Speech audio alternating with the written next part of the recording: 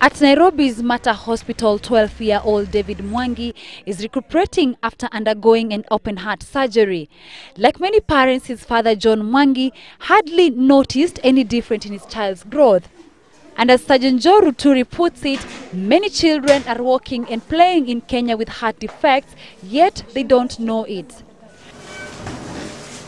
And while many congenital heart diseases are genetic, what many parents with children having heart defects do not know is that early diagnosis and corrective surgery can correct the situation. Sana sana kwa ile symptoms, yani ile shida wao watoto wanao, nayo ni shida ya kupumua.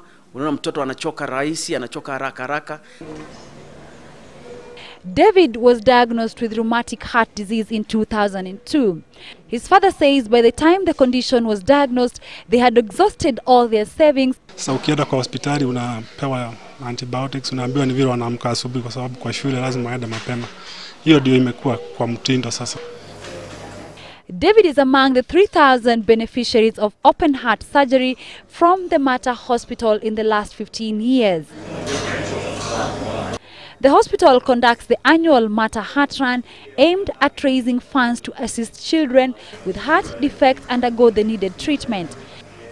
Last year's event raised 19 million shillings, which benefited 128 children from needy backgrounds.